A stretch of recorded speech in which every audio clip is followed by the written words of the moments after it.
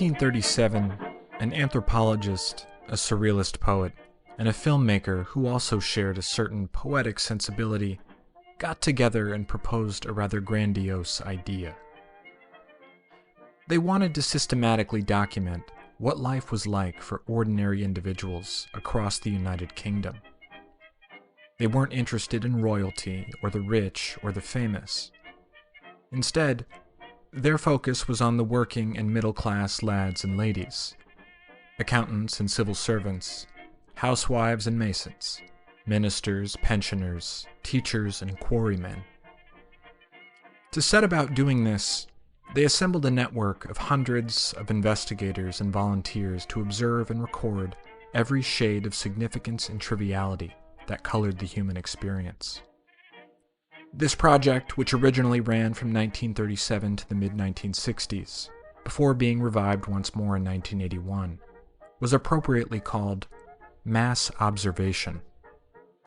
Rather than being a government undertaking, Mass Observation was a social research project, run on a meager budget and the willing efforts of ordinary folk. To gather such mass amounts of information, the project relied on two primary methods of data collection. The first asked members of the public to keep thorough diaries about their day-to-day activities, thoughts, and feelings. Whatever happened in the hours between waking and sleep was fair game. What you ate for breakfast, what you listened to on the radio, a passing fancy, a dream you had, no detail was too small or insignificant to report. The second method relied on administering a series of monthly, open-ended questionnaires to the network of volunteers. These questionnaires were organized around a broad series of topics and themes. They asked people's opinions on everything from dreams and drinking habits to friendship and hygiene. After Germany invaded Poland, they asked for volunteers' thoughts on food rationing, government propaganda, and the role of religion in the war effort. And in August 1950, there was even a questionnaire that asked participants if they had ever cried in the cinema.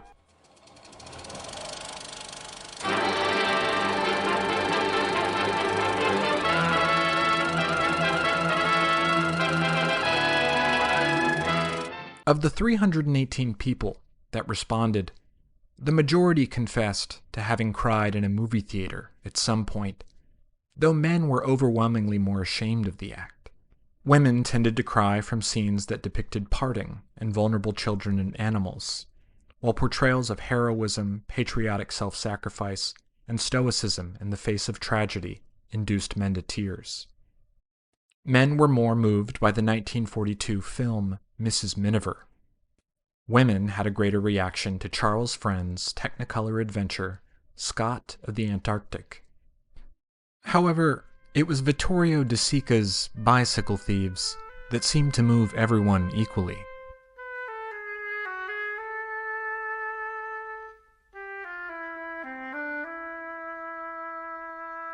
The results from this questionnaire can tell us a lot about gendered tastes and expectations among primarily male, middle-class administrative workers in post-war Britain.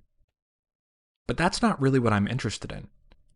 Instead, what's compelling to me is that the participants actually had a hard time even agreeing on what counted as crying. For instance, both a 30-year-old accountant and a 40-year-old insurance agent both admitted to getting lumps in their throat while at the cinema, but insisted that a lump in the throat had no connection to the crying process. Assistant managers and engineers alike copped to experiencing watery eyes, but asserted that watery eyes do not an act of crying make. Now, it's reasonable to infer that some of these men might have simply narrowed their definition of crying so as to avoid appearing effeminate or unmanly. However, what is also true is this. While crying is a universal human experience, there is no real universal language for talking about it. Crying is both a familiar but amorphous concept. We tend to use it as a catch-all term that encompasses a plethora of other similar acts which connote varying degrees of intensity: bawling, wailing, weeping, sobbing, whimpering, blubbering. Sometimes we use it to mean that we shed emotional tears of joy, or sadness, or frustration. Other times we use it to explain that an onion made our eyes water, or that an infant is emitting sounds of distress. For some, the act of crying begins with the wetting of the eyes. For others, like the men in the mass observation questionnaire, crying is only initiated once that wetness escapes containment and makes its way down the cheek. Before starting this podcast, I did a lot of research about the people who have attempted to either quantitatively or qualitatively measure what crying means. There are a lot of interesting experiments and explanations out there. Evolutionary psychologists, philosophers, ophthalmologists, biochemists, psychoanalysts, ethologists, anthropologists, cognitive therapists. They've all made contributions toward establishing a theory of crying. Some hinge on neurological mechanisms and endocrine responses, while others focus more on social paradigms and symbolic functions. My search wasn't necessarily about finding a single, comprehensive definition of crying, as none exists. I was just looking for a framework to guide conversation, a common language to grease the skids of communication, some sort of key that could help me interpret all the varied shades and fractious hues of the universal human experience we call crying. And eventually, by something like complete chance, I found one. If you've listened to the first batch of episodes, then you've probably heard me talking about Dick Badenhop, Eileen Fletcher, and their little-known lacrimation scale. So I'm assuming you're familiar with Badenhop-Fletcher. No. And I plan to go more into detail about how I ended up stumbling upon their strange and mystifying story. But before I do that, I want to talk more about the search itself.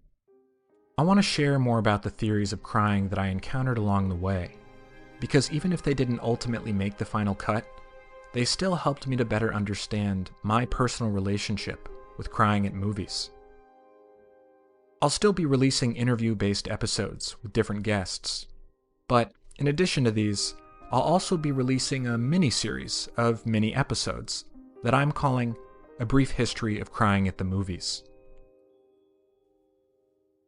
My hope is that these will help you understand a little more about this project, my search for the ultimate theory of crying, and my fateful and fortuitous encounter of Dick Badenhop and Eileen Fletcher. Stay tuned for the release of Part 1, which will be dropping soon. I'm your host, Matt Jones, and this has been another slightly different episode of I'm Not Crying. Until next time.